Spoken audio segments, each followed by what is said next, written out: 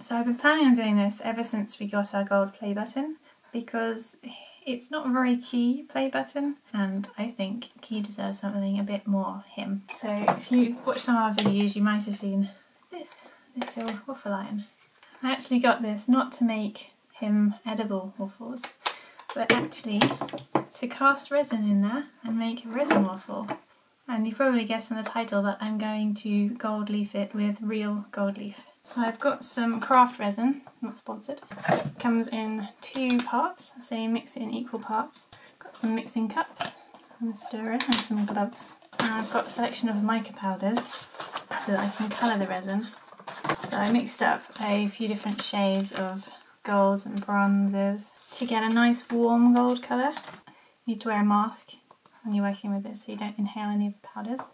I also got some fake gold leaf as a tester because I've never gold leafed before, and I made a tester waffle.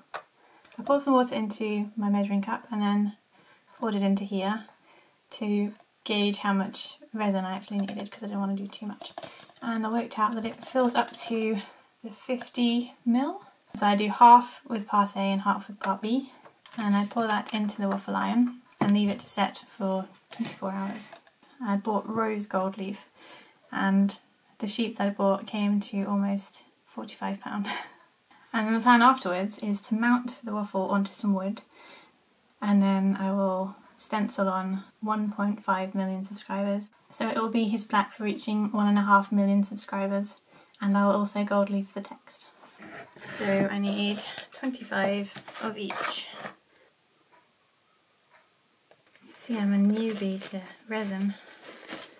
I forgot my gloves.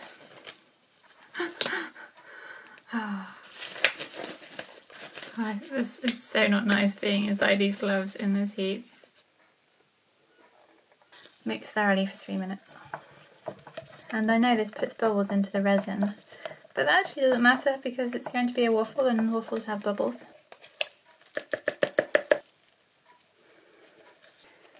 It's got a really nice gold shine to it. It's so satisfying.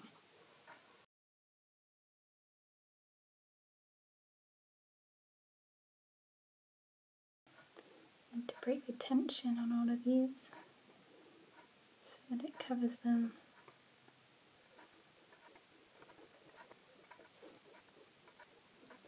This one was a lot harder to take out of the waffle iron because I didn't fill it quite as much as I did with the green one. There was some surface tension with the green one where it was slightly higher than the edge of the waffle iron. This one I filled right up to the edge, so it was a lot harder to dig out, but I did it. And this is without using any mould release. It would probably be easier with mould release. And there it is. There's a few air bubbles. So this is the fake gold leaf that I used on this one to learn how to gold leaf and to see if it would actually stick to resin. So this is the real gold leaf that I'm going to be applying to this waffle. Red, 23 carats. So I need to start by applying the size glue using a thin brush.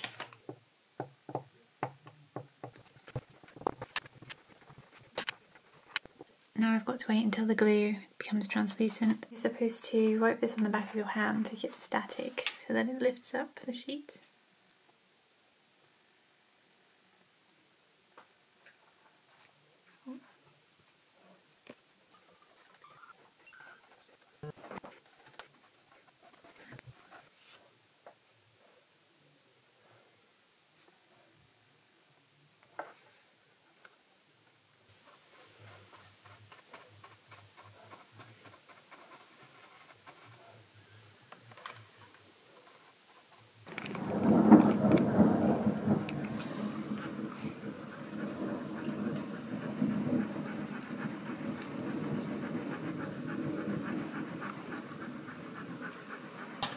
I've got some wood, I've got my waffle, and I'm going to mount the waffle on some wood.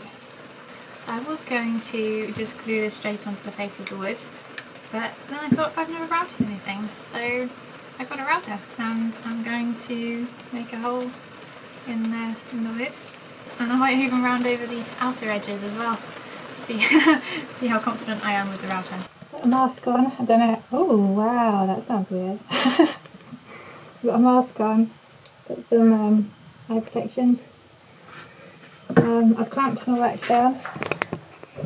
No idea if you can actually hear or understand me. It was ending up too far out, and I don't want to make the hole too big, so I scribed right up against the edge using one of my metal scribes. Hopefully you can understand me. This is my first time turning on a router.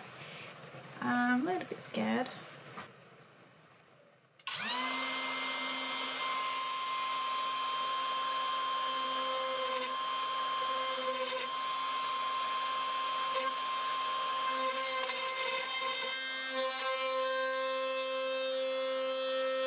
This is my actual piece, if it works.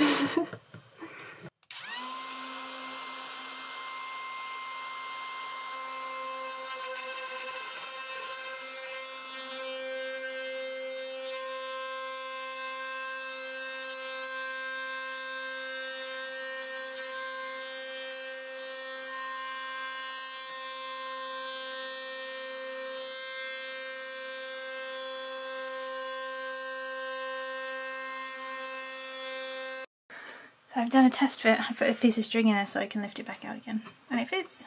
I used a file to round off this corner here so that it would fit nicely, because this is quite a pronounced bevel.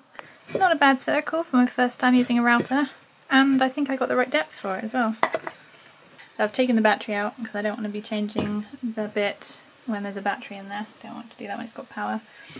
You release the collar at the back, I think it's called.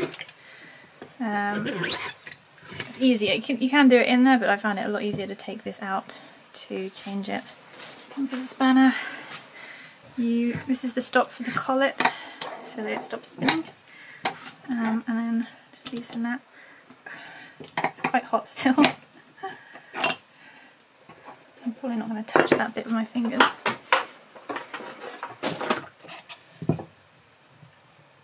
Yeah, it's a little bit hot. I'll leave that on the side to cool down. I'll try this one. There's a little groove in the side of here, and there's some little pins sticking out there. So you have that lets you know which way is the right way around. And then close that. This is me testing out the round over bit on some scrap wood.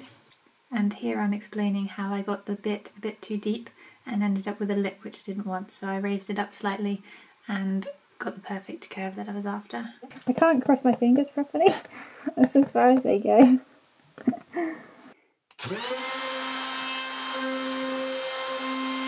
Here I'm using my Dewalt Sander, which is the same model as my drill and my router, so that I can interchange the batteries and don't have to buy lots of different batteries. And I'm using 120 grit, 400 grit, and I think 800 grit sandpaper, but I'm not entirely sure what the high one is. This is how I sand things at the moment, until I have a nice wood bench where I can clamp the wood down more easily. So at the moment I'm just doing this on the floor.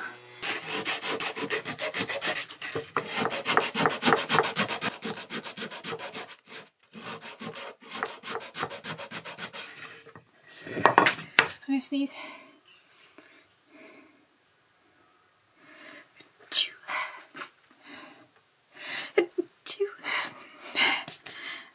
I've taken a photograph of my play button and a photograph of the wooden one that I've just built, so that I can overlay the two images in Photoshop and match up the fonts as best as possible, and also decide what size I want the font to be. And I've modified them as a shape so that I can get them as close to matching the wording as possible. I then open the file in Illustrator and save it as a DXF file, which is the file type my Silhouette Cameo can read, which can then cut the text out of sticky back vinyl, and I'll use that as a stencil. You can see there are 3 versions, so I've got a 3-inch, 3.5 inch and 4-inch, because I don't know whether this is going to cut out well enough being that small. So I've got some different options. So this is my Silhouette Cameo. I've got some black vinyl.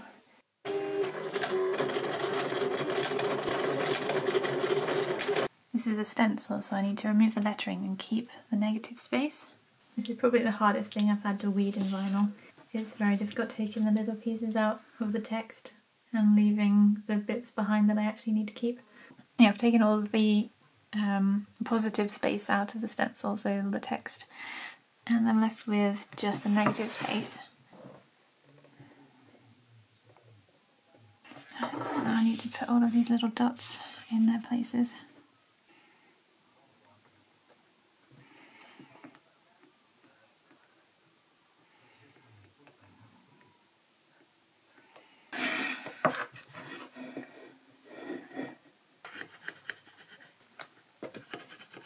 So the next step is to apply the glue, the size. Oh, the sun came out and now you can't see properly because there's too many shadows. So the glue is tacky, which is good. And I've got to try and take this vinyl off without removing the glue. Going very slowly so that I don't peel the glue up. And now I need to take off the tiny bits of vinyl. I have no idea how well this tiny font's going to work.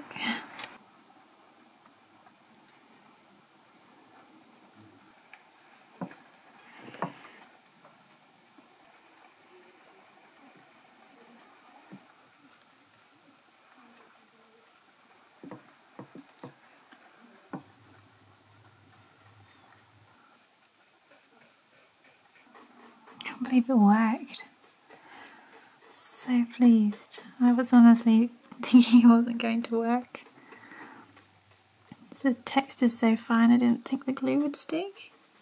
I've got some classic clear wax, which I'm going to wax the surface of the wood to give it some protection. Hopefully I won't just wipe off my gold leaf.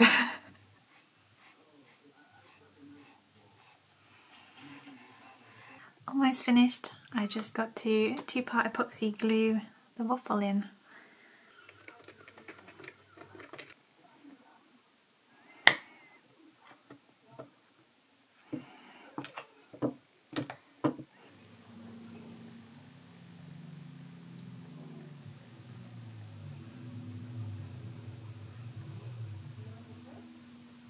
It's so shiny.